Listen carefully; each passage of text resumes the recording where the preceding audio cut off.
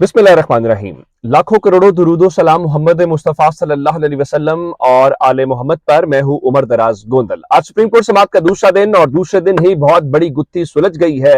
ये इमरान खान को रोकना चाहते थे पंजाब और खैबर पख्तूनख्वा के इलेक्शन से, वो क्या रोकना था, बल्कि अब तो कौमी असम्बली भी इनके हाथ से गई है।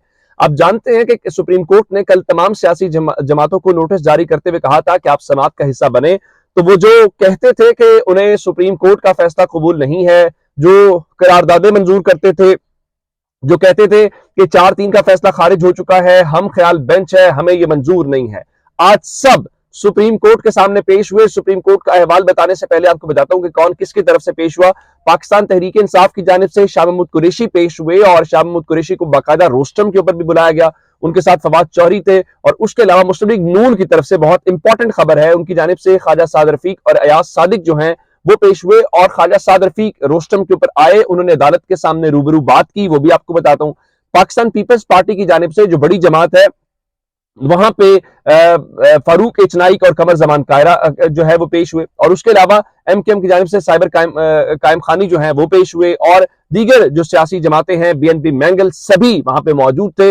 मजहबी जमात जो थी उनके लीडरशिप तो मौजूद नहीं थी, उनके वकील मौजूद थे और उसके अलावा जमात इस्लामी के अमीर खुद वहां पे मौजूद थे। इस सारी सूरत हाल के दौरान जो मैं आपको कह रहा हूं कि अब कौमी असम्बली भी हाथ से गई है और अब वहां पे एक एक करके सबसे पूछा गया, तो हुकूमत की जानिब से जो तमाम हुकूमती सियासी जमातें हैं, जिसमें आप ये समझ लीजिए कि इन सब ने इस बात के ऊपर इत्तेफाक किया है कि हम सियासी मुज़ाकरात करना चाहते हैं, हम एक ही दिन इंतखाबात करवाना चाहते हैं। और फारूक इस्नाइक ने कहा जी हुकूमती सियासी इत्तेहाद का मुश्तरका मौक़िफ़ है कि 90 दिन में इंतखाबात का वक्त गुजर चुका है, अदालत 2 मरतबा 90 दिन से तारीख आगे बढ़ा चुकी है। ईद के फौरी बाद सियासी डायलॉग हुकूमती इत्तेहाद के अंदर मुकम्मल होगा, जिसके बाद एहजानी कैफियत खत्म करने के लिए पीटीआई से डायलॉग के जरिए सियासी इत्तेफाक की राय पैदा करने की कोशिश करेंगे। हम चाहते हैं कि किसी इदारे की मुदाखलत के बगैर इलेक्शन हो। नून लीग ने कहा जी हम भी चाहते हैं, इवन पीटीआई से बात करना चाहते हैं, मुल्क में इंतशार और इस्तराब नहीं चाहते, सियासी लोगों को मुज़ाकरात के जरिए हल निकालना चाहिए। और उन्होंने कहा जी हम ऑपोजिशन के साथ, ऑपोजिशन से मुराद पाकिस्तान तहरीक इंसाफ है, बातचीत करने के लिए तैयार है और हम जो बात मीडिया पे करते हैं असल में ऐसा नहीं होता, जिसमें चीफ जस्टिस ने कहा जी कुछ सोशल मीडिया का किरदार भी है। बीएनपी मैंगल की नुमाइंदगी करते हुए साबिक स्पीकर और नून लीग ने उनकी अयाज सादिक ने उनकी क़यादत की और कहा कि बीएनपी की क़यादत दुबई में मौजूद है, लेकिन वो चाहते हैं कि मुज़ाकरात हों। कमर जमान कायरा ने कहा कि हमारी कोशिश है कि इस जान को खत्म किया जाए और उनका जब तलखियां बढ़े तो उसके नुकसानात निकलते हैं, लेकिन मसला फिर भी मुज़ाकरात से ही हल होता है। तारिक बशीर चीमा ने कहा कि मुल्क में एक दिन इलेक्शन होने चाहिए। इस सब सूरत हाल के बाद जब इनसे पूछा गया और सारा कुछ आज भी चीफ जस्टिस ने बिल्कुल, एक तो उन्होंने खिराज तहसीन पेश किया सिराजुल हक को और उन्होंने कहा कि आपने बड़ा नेक काम शुरू किया है और आपने इसमें हिस्सा डाला है, अल्लाह ताला आपकी जो है वो बरकत डाले। इस तरह से तहरीक इंसाफ से पूछा गया, जिस तरह हुकूमत ने वहां पे बताया कि आप बताएं क्या आप अदालत की तजवीज की हिमायत करते हैं, एक दिन इलेक्शन वाली या मुज़ाकरात वाली। तो शाह महमूद कुरैशी ने कहा कि अदालत के हर लफ्ज़ का एहतराम करते हैं,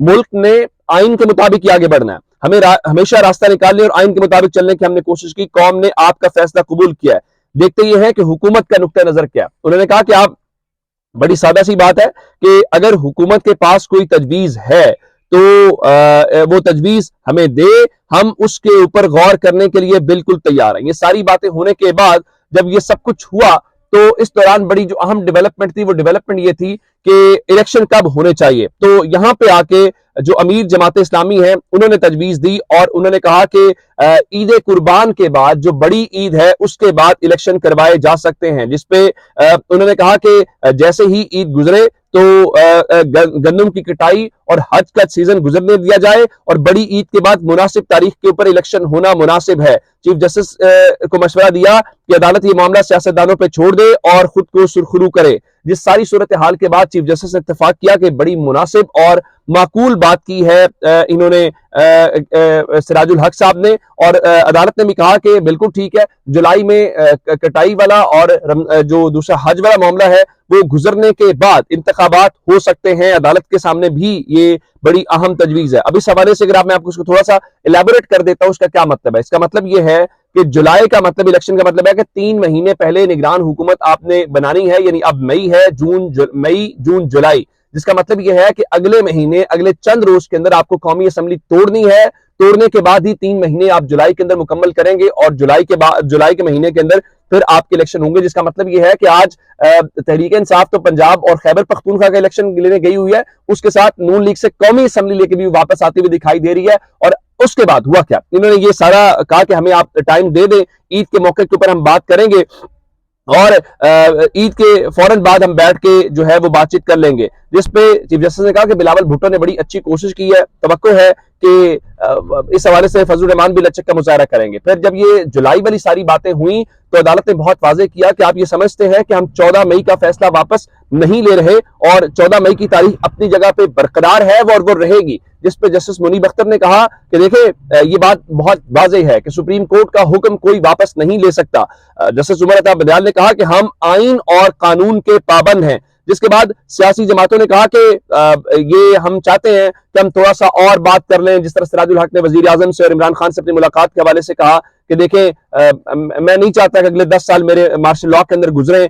फिर अदालत ने पूछा कि क्या कल ईद है, तो उन्होंने कहा नहीं, ये तो चांद के ऊपर मुनहसर है। तो उनका अगर कल ईद ना हुई तो हम कल फिर बैठेंगे। अब ये जब सारी बातें हुई तो उसके बाद हुआ क्या, उसके बाद एक शेख रशीद का आपको जरूर बताना चाहता हूं। शेख रशीद ने कहा कि देखिए ये ना हो कि मुज़ाकरात में छोटी और बड़ी ईद इकट्ठी हो जाए, यानी हुकूमत उस दौरान जो है वो अपना वक्त गुजारे। अब ये सारी बातें होने के बाद जब ये सारा कुछ हुआ तो अदालत ने उसके बाद क्या किया, अदालत ने बहुत वाज़ेह अंदाज में कहा कि अगर आपने मसले का हल निकालना ही है तो फिर इस मसले का हल ये है कि हम उसका वेट ना करें, यानी हम ईद का वेट ना करें कि आप ईद के ऊपर बैठेंगे और बातचीत करेंगे। तो उसका एक ही हल है और वह हल ये है कि आप आज ही बैठें। और अदालत ने अब इस समाअत को मुलतवी कर दिया है और तकरीबन 1.5 घंटे का चीफ जस्टिस साहब ने वक्त दिया। जिसका मतलब ये है कि 4 बजे अदालत ने उनको कहा है कि आप 4 बजे दोबारा आए और इस हवाले से कोई सॉलिड जो है वो सियासी जमातों की जो ये इस्तदा थी कि हम चाहते हैं कि हमें ईद तक का वक्त दिया जाए और ईद के बाद हम गुफ्तगू करेंगे, यानी ईद के बाद अदालत को बताएंगे। लेकिन अदालत ने कहा कि बिल्कुल भी ऐसा मुमकिन नहीं है